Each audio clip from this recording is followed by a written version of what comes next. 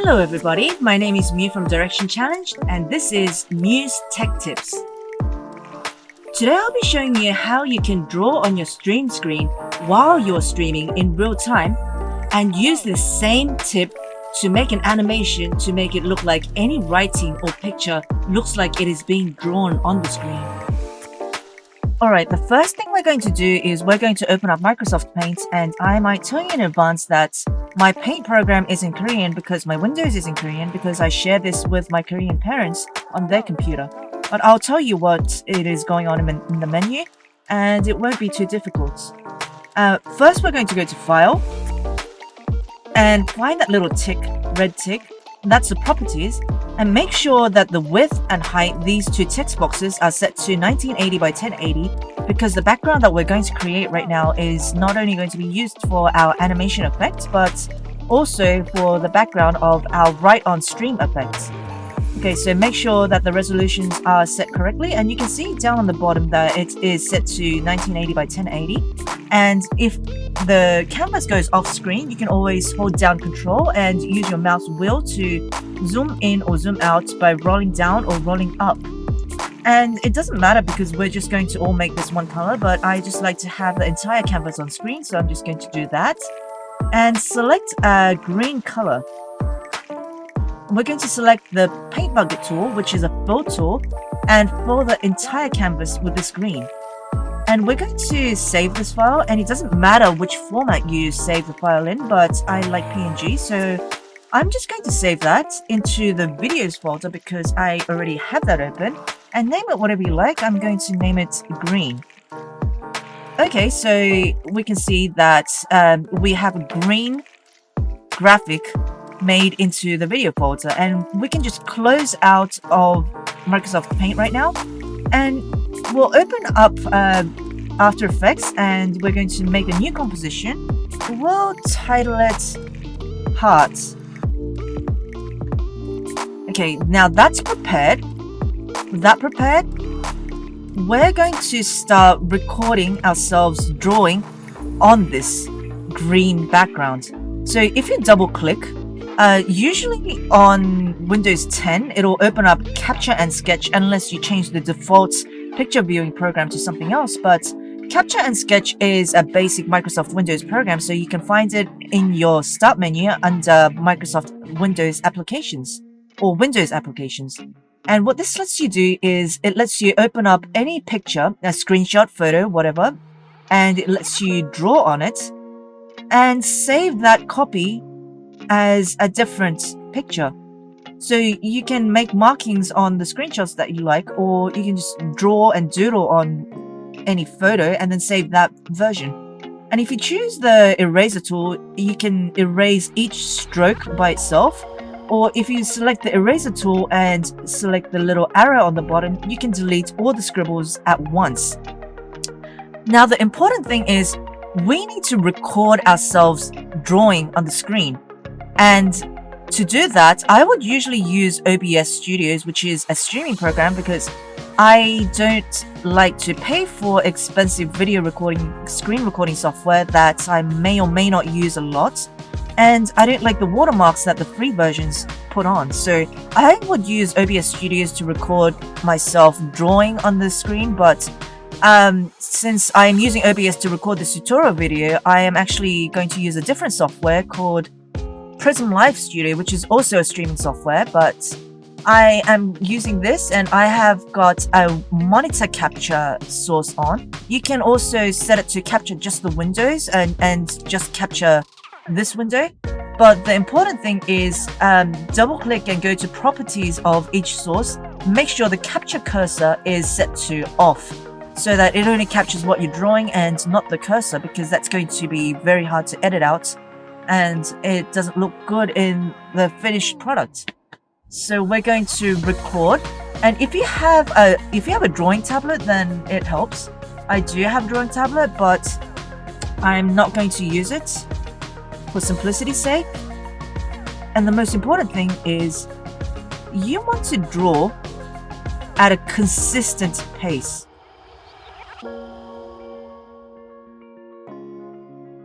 Okay, that looks pretty good. So we're going to stop the recording and that will save the video.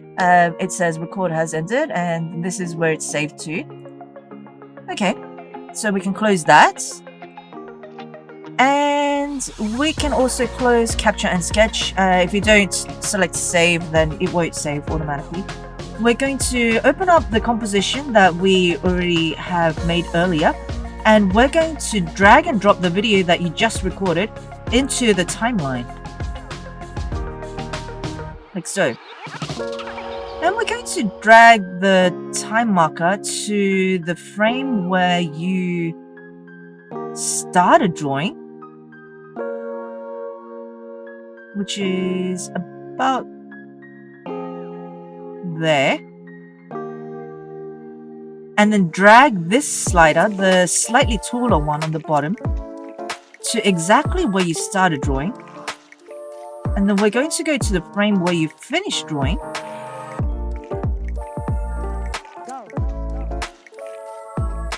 Which is about there, I think. Mind you, the preview takes a little bit of time to load.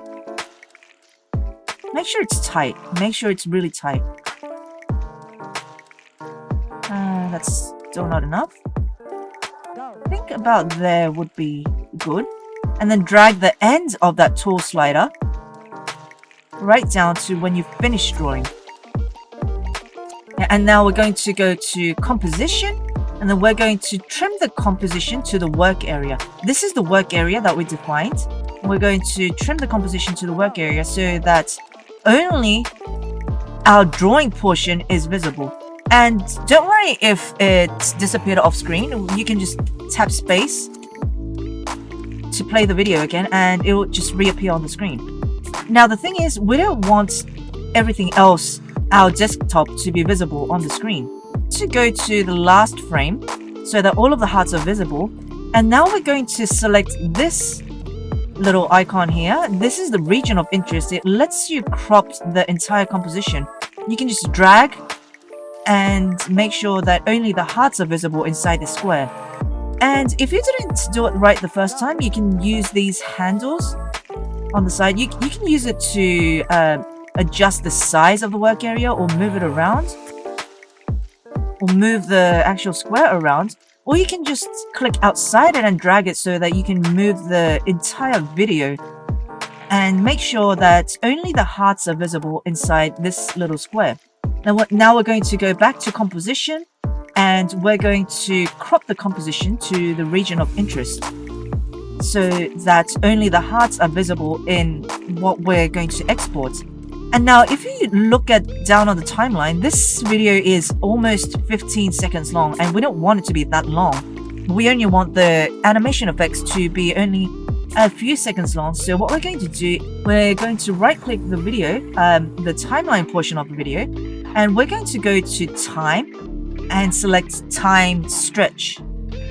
And what this lets you do is makes you play it in double time or half time if you adjust the stretch factor, or you can actually edit it so that it plays the duration of exactly the time that you set. So, and I want this video to play for exactly 3 seconds. So I'm just going to set the time duration to 3 seconds. And you can see that the video duration has been shortened. Play it back again to make sure that the speed is how you like it. Yeah, that looks good. And we're going to stretch down the slider again so that the video doesn't export the blank frames, it only exports what you're drawing. And then just to check, we'll just play it again. And remember, you can use space to do that. Alright, that looks good. Okay, so the important thing now is we only want the red hearts to be on the video and not this green background. So what we're going to do is have the frame on the very end, almost on the end at least, and we're going to go to effects and presets up here. If that window is not open for you, you can go to Windows and then you can select effects and presets, make sure the check mark is on so that this dock shows up. If you click it, there will be a search box right up there. Type in key, and there are a lot of options, but the one that we want is under key. We want the linear color key, and we want to just drag that onto the title of the video that we imported. And now we're going to, if you have this window open, the effect controls, you can use that.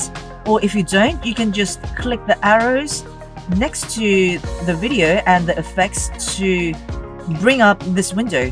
The thing is, it's preset to key out blue colors, but we don't want it to key out or make transparent color that's blue. And After Effects has a spoid function, so we can just click the spoid and click the background, and voila, the green will disappear. Except we still have a little bit of green left because the matching tolerance is set to 0, which means that anything that's not exactly this color will not be keyed out or made transparent. So we're going to give that a bit of a wiggle room. So just to about so, make sure there's a sliver of green left, because if we start increasing the tolerance too much, then it will start keying out the red as well. So we want there to be a sliver of green left, which I think would be at about the 19% or the 20% mark, which this means that anything that's within 20% of this color will be keyed out. And the rest of the green, we can adjust the masking softness, which means the keyed out portion and the non-keyed out portion will blend into each other smoothly. We're going to just increase that until we're only seeing the red drawing that we have done on the screen.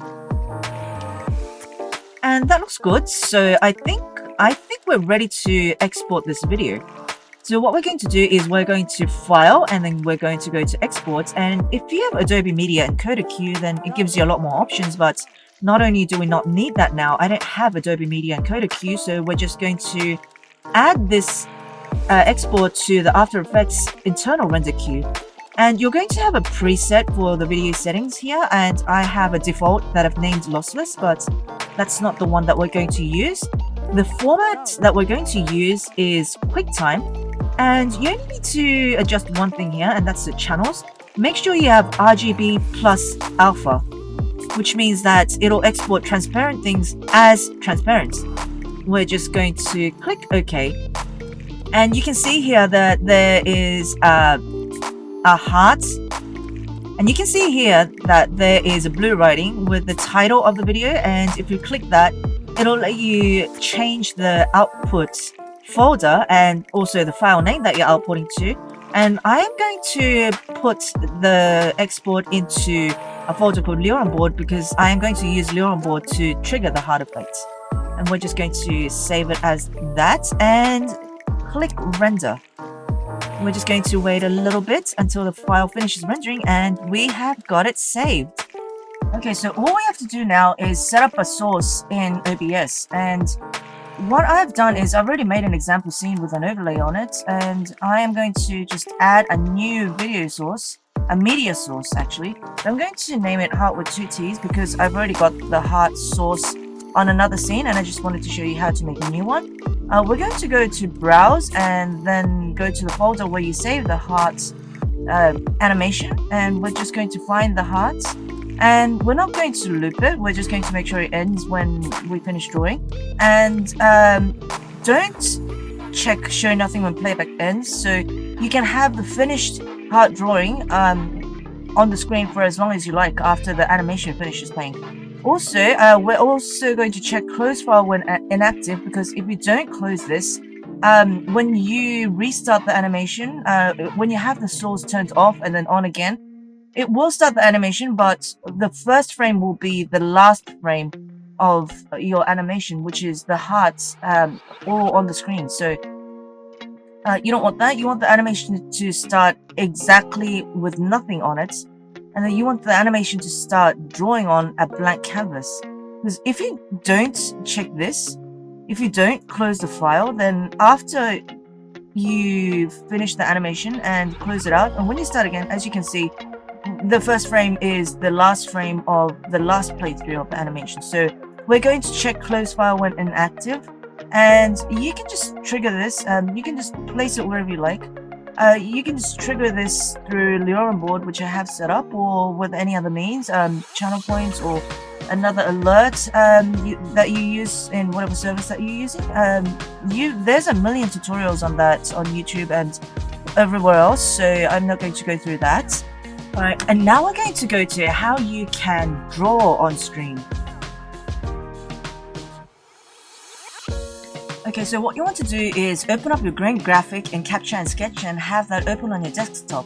You'll notice that I have a slightly different graphic which has these little frames on it that corresponds to my stream overlay, and that's I'll tell you the reason for that as we go along. I made this by taking the frame layer from this overlay graphic and turning it into a slightly darker, just a tad darker green than the background, and then overlaying it on top. And this is very useful, and you're going to find out very soon why that is. So I'm just going to add, you're going to add a window capture source, and just name it whatever you like. Green. Okay. And select your capture and sketch screen. Okay, so with that source selected, we're going to go to filters, press this little plus button, and we're going to add a color key, and we're also going to add the crop and the pad. And we're going to adjust the crop and the pad first. You can just long press on the arrows next to these text boxes, left, top, right, and bottom, so that only the green is showing on the screen, like so. Okay, with that done, we're going to adjust the size of this, and if you set the dimensions right in Microsoft Paint or whatever painting tool you used, then the graphic resize should fit exactly over the total of your screen overlay. And we're just going to go into the properties of this again and make sure that it doesn't capture the cursor, so that whenever you draw on the blackboard it doesn't show your cursor, and because that looks really bad. Now we're going to go back to, not to the filters, we're actually going to go back to the Capture and Sketch window, and we're going to make some scribbles in 3 different colors. The most important is the blue and the red, because the red tends to distort a lot of the green that's right next to it, and the blue tends to be very, very similar to the green. So when you're keying out the green, there tends to be a lot more left next to the red portions, and the blue tends to get keyed out a lot sooner than any of the other colors. And with these scribbles in place, we're going to select the window source again, and we're going to go to filters and start adjusting the color key.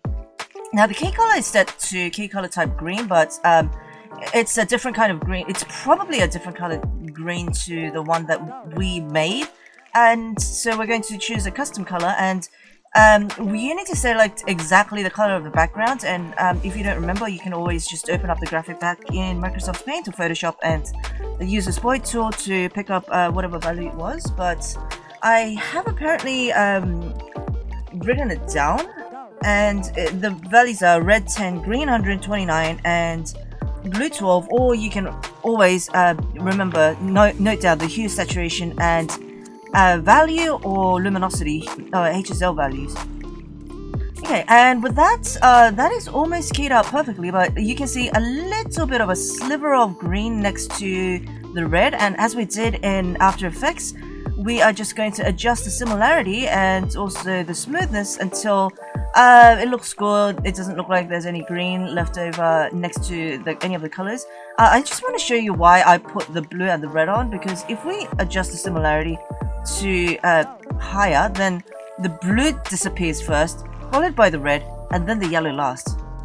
So we're just going to adjust that just enough so that there is no more green, but there is still the colors that we used left on the screen.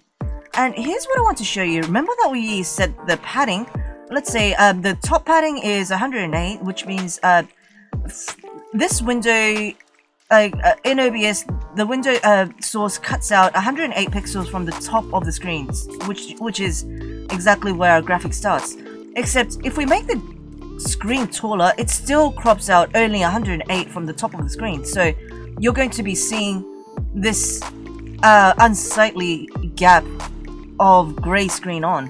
And when you close out Capture and Sketch or move it to a different monitor with a different resolution, or if you turn off your computer and you turn on Capture and Sketch again, you're going to have to readjust this screen, and sometimes it's kind of hard when you've got a transparent screen on OBS to see if you have set the positioning and the size of the window to exactly how you want it. So this is where this frame comes into play. Not only can I know exactly where in the screen I'm drawing on, what I like to do is whenever I restart Capture and Sketch for whatever reason, I like to make little temporary markings on the corners of the important boxes or the borders like this. And whenever my alignment goes out of whack, I can just use that to see if my window is actually aligned properly with the overlay, so that I don't get confused about where I am drawing on the screen. And there you go. We can now scribble on the screen in real time during stream, and if you have a green screen source like this and you use something like a Microsoft Whiteboard to do it, then you can have your friends draw on your stream, and how cool is that? Alright, so that's it for how you can make a writing effect animation and also draw right on your stream screen. And if you liked the video, which I hope you did, it will mean a lot to me if you go over to my Twitch channel where I've streamed a variety of games, and drop me a follow. And you're also free to join my Discord where you can just hang out or ask questions and whatnot, and I really do hope to see you there. Bye bye for now, and see you next time.